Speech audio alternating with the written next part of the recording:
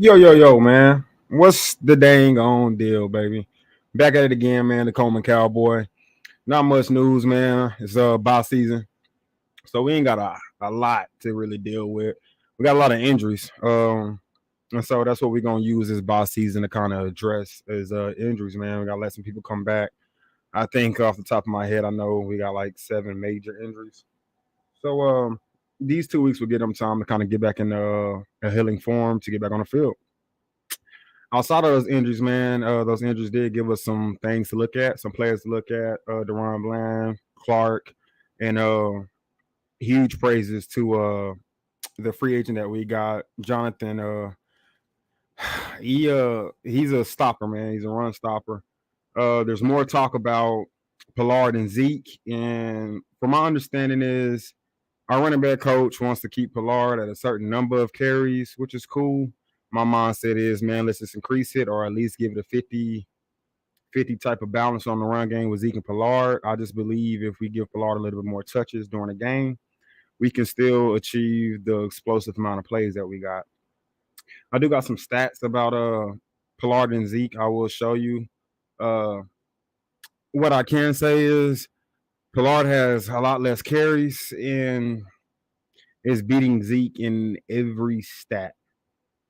Now, with me saying that, I don't want you guys to think that, Zeke is not valuable, but it is 2022, man.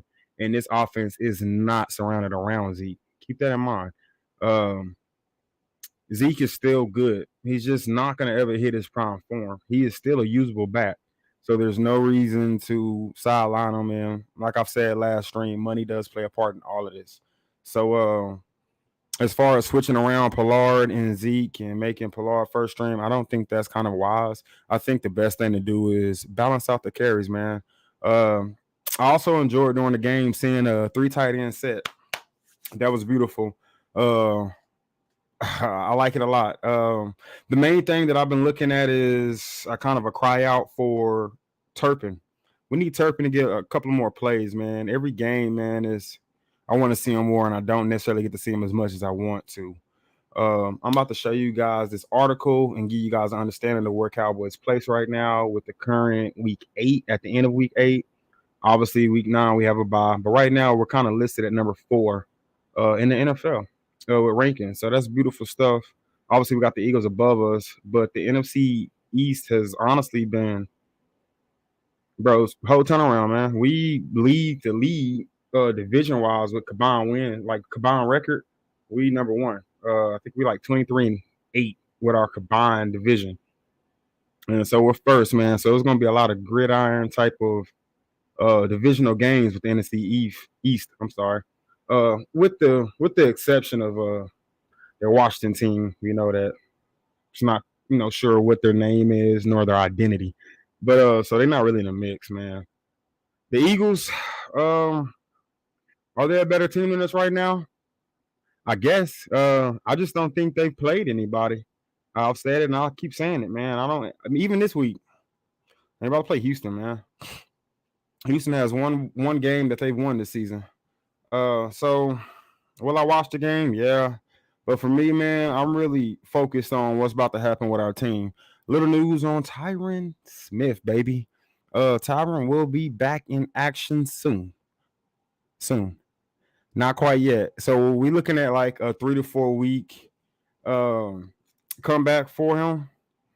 And then you're talking about the 21 days of practice, because he was on IR. So, you gotta do that the right way. But we're looking at 3 to 4 weeks, man. Then it's 21 days of practice and all that. You get that all knocked in, and we're probably looking at getting him back later the year. With that question comes, what do you do with your line?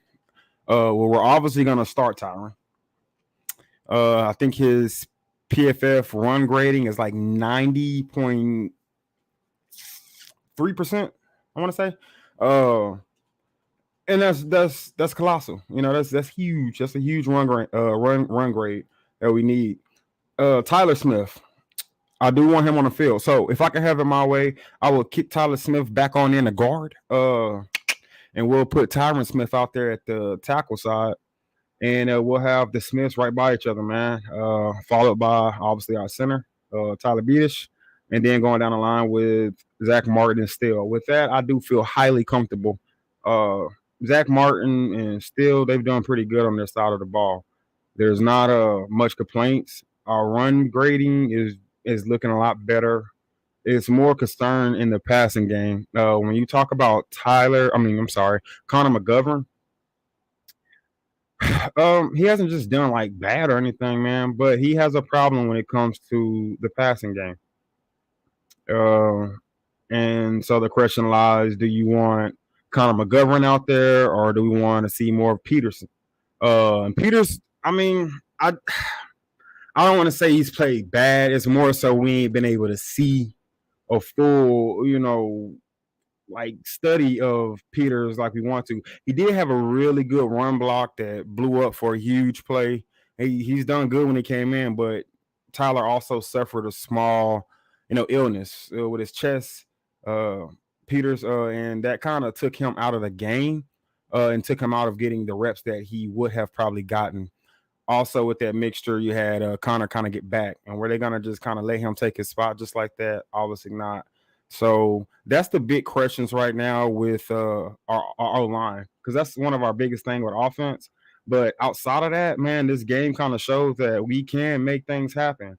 And once again, salute to Kellen Moore, because it's really a blessing to see Kellen Moore kind of switch his game up and be able to stay more consistent. That was my thing with Kellen Moore. I never thought that he was a horrible offensive coordinator. I just thought he had a problem with consistency. He wasn't able to keep things efficient. It's like we'll get stumped, and Kellen will kind of go down to the dumb plays, plays where it's like, yo, that's a short run or that's a short throw. He's doing the opposite. But last game, man, salute to Kellen. Once again, let me show y'all this real quick. And this article does come, I think it's Todd Archer. This comes from.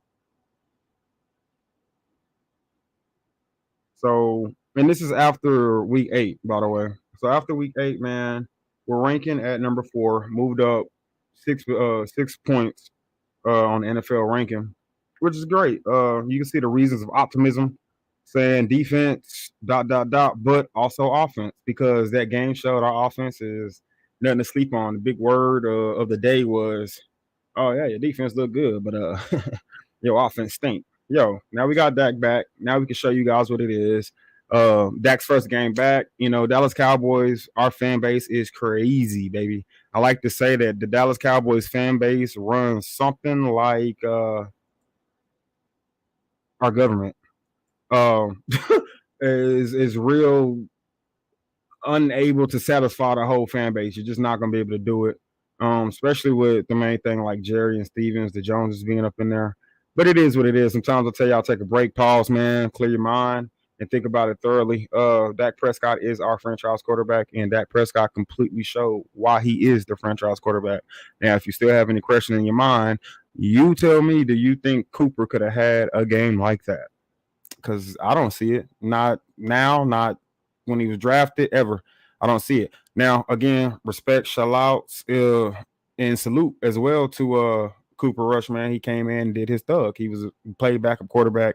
He won most of his games and didn't have much interceptions until the last. So no down in him. But guys, let's just stay on point, man. Stay focused.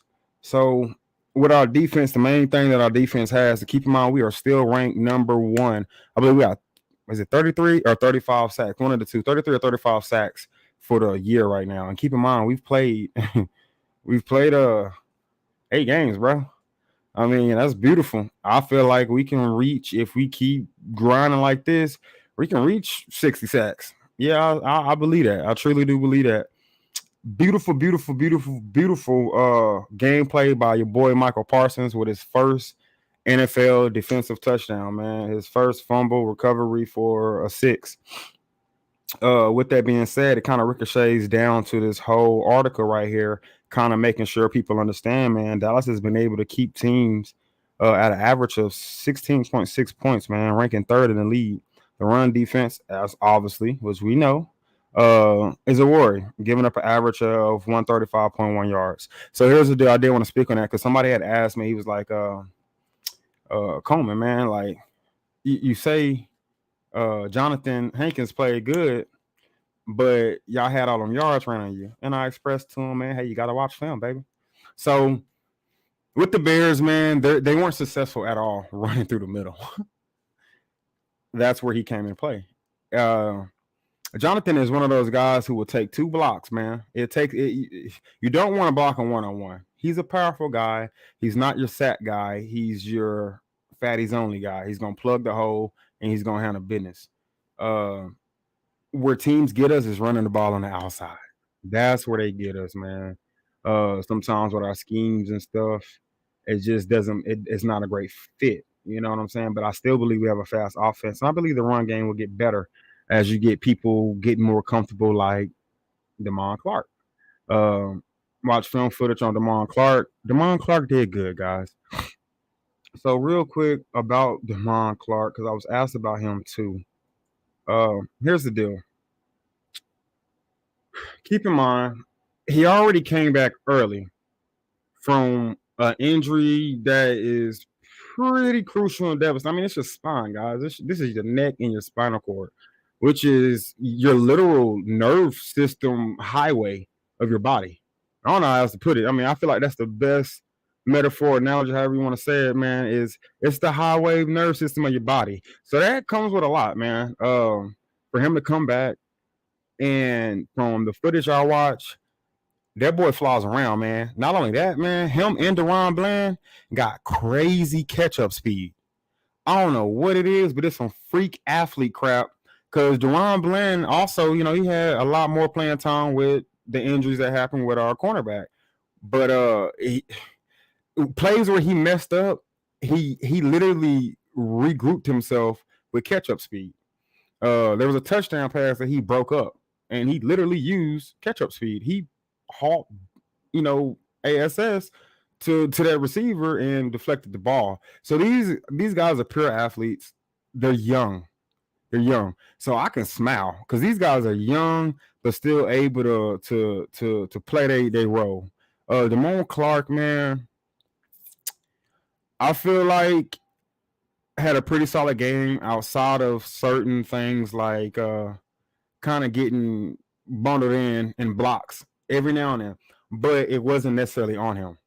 So that's what I wanted to say. So I watched a lot of footage where I wasn't impressed with Leighton Vander Esch's kind of scariness, if you will, to take up a block. Now, he's been playing great ball. You know, Leighton Vander Esch, LVE's been playing pretty dang good, man. But he be trying to avoid blocks sometimes, and he be stationary, too flat-footed. And it's kind of like instead of going down sometimes, he kind of shuffles and stays, you know. And I'm kind of like, man, get down, you know, put an arm up, block the guy, keep moving. But Leighton don't be doing that, and that kind of disrupts other people's roles in the defense. That also disrupts your run game. Keep that in mind, man. So I wasn't happy about seeing Anthony Barr get out, but it was good to see Deron Clark. And Deron Clark is going in there. I mean, wow. Damon Clark is going in there and he's running through holes. He's running through his gaps. He has some great tackles, man. And just not giving up attitude, man. Humble. You see him out there picking up his players, man. I think we're going to get some good things out of him. I am curious, and I have been doing a little bit more research with Jabril Cox because I feel like he could be a good aspect to the team. I don't know what it is. I don't know, you know, fully right now, but we'll figure it out. I do know the team was a lot more high on Damon Clark. They were really high on him. I mean, you seen how quick. I didn't even know if he was going to play like that that quick after this injury. But hey, the opportunity arose and he capitalized. So maybe I think we'll see Damon Clark again. I don't know if Anthony Barr will be back in 2 weeks. Not quite sure about that. And keep in mind, Anthony Barr is an older cat. So the older you get, the less your body heals at a faster rate. Just things take a little bit slower. Bones is not as strong. And so we'll see, man. We got a lot of injuries. So the next video I'll be doing, I'm trying to wait more into next week before doing an injury update because I'm going to give kind of some time for some guys to kind of clap back and get back into motion. Real quick, I'm going to read this out, man. Like I said, article from Todd Archer. It says the offense is trending in the right direction since Dak Prescott's return from a fractured right thumb. The Cowboys have shown they can run the ball with Ezekiel Elliott and Tony Pollard, regardless of circumstances. While the passing game is improving as Prescott gets reaccustomed to CD Lamb, Michael Gallup, and Dalton Schultz, because yes, he definitely has, man. They'll need it as the second half begins. The game gets more difficult and more important.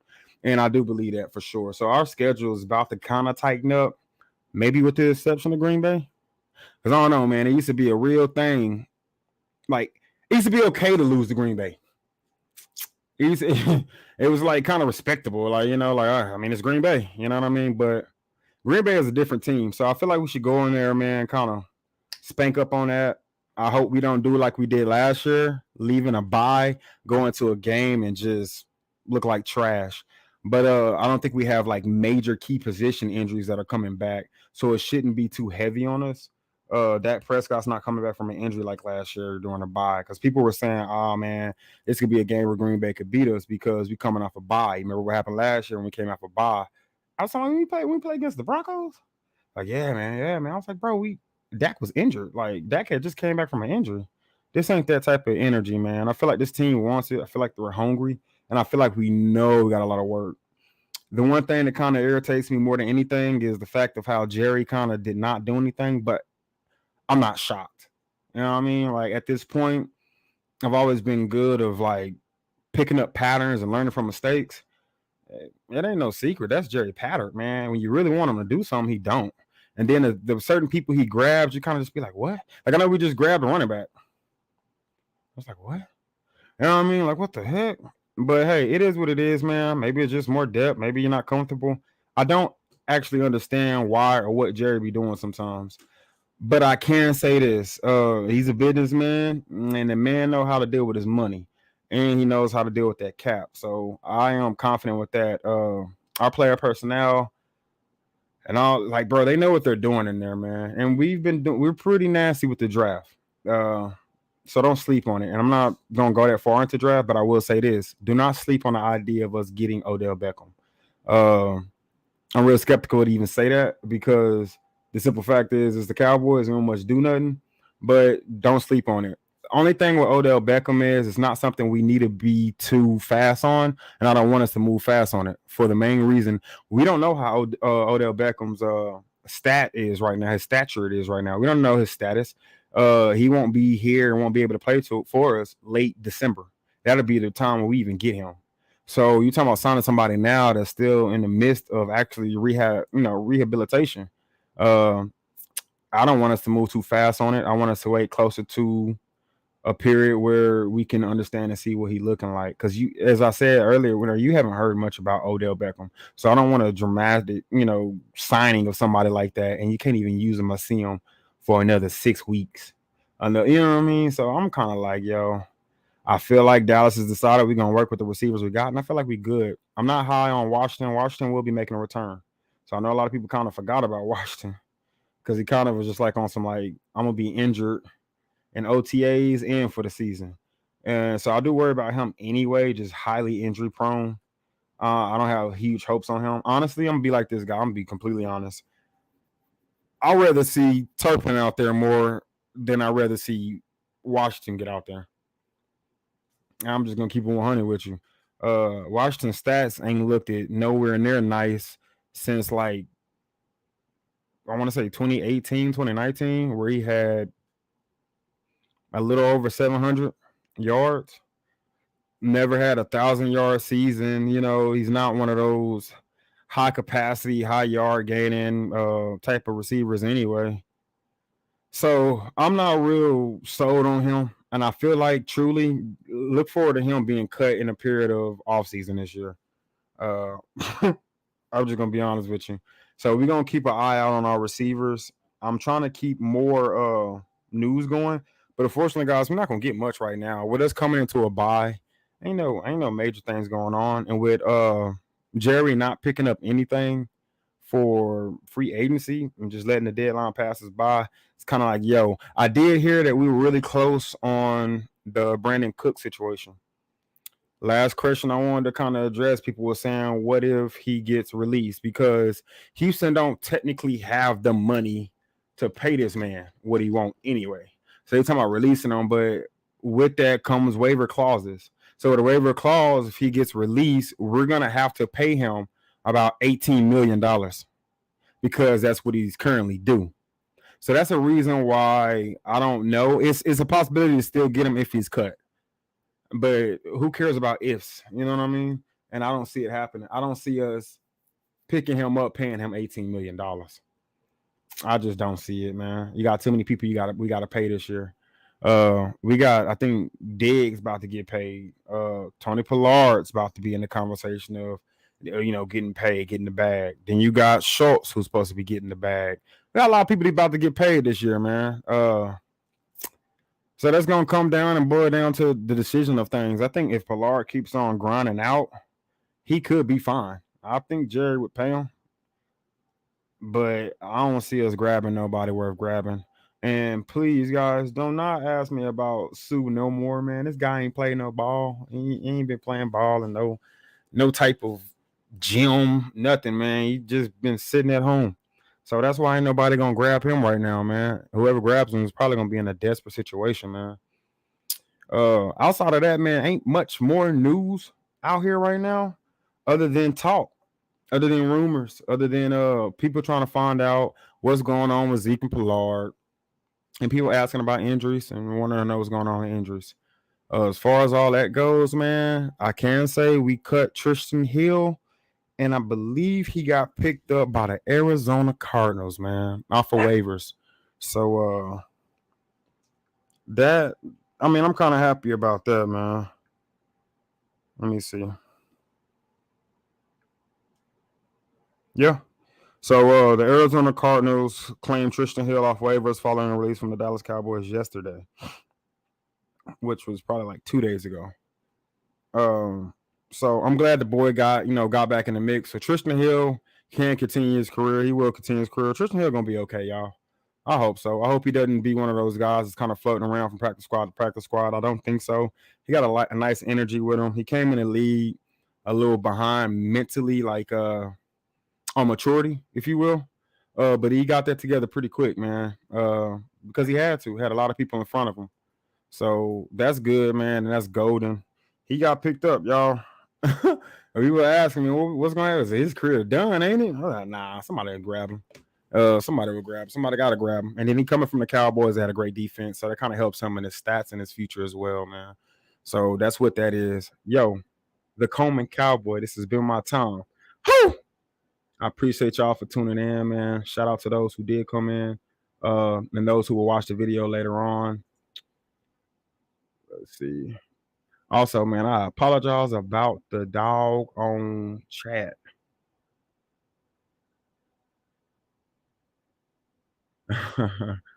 Wow. Your Cowboys setup is I appreciate you, brother. I appreciate you a lot. Appreciate you too, Jesse James, for coming through, man. Yeah, man. We in here, dog. Die hard, baby. Cowboys for life, DCL, baby. DC4L. Yeah, man. Respect for y'all coming through, man. I appreciate y'all, man. This works only with y'all. It does not work by itself. And I only get better, man. I promise you guys that I'm working on getting better, doing better things, man. Got like a 2-man team with this. That's it. And so it's just us trying to knock this out and get it going and make sure it's smooth, man. But your support goes a long way. I ain't asking for much. Just to come through, like, subscribe, man, comment, enjoy yourself in the chat line when I am on. And hold down with your boy. I'm about to do the usual, man. Get off of this game. Try to wind down for the night. Relax myself. Get up on this game and see what's going on Thursday Night Football. I'm not gonna lie, I think Amazon Prime got a bad end of the deal because most of their games been trash. I don't know what's going on with that. It's like they got a perfect setup for trash games. We're gonna put the trash games on Thursday night. I have not been happy watching Thursday Night Football. It's been boring. DC for life, man. You know what it is, baby. You know what it is. Yes, indeed. Yeah, man. So y'all tune into the game, check it out. Yeah, this is my time to shine, baby, just like it is for the Dallas. So I'm gonna shine with Dallas, man. Like I said, man, the Coleman Cowboy. Appreciate y'all for coming through.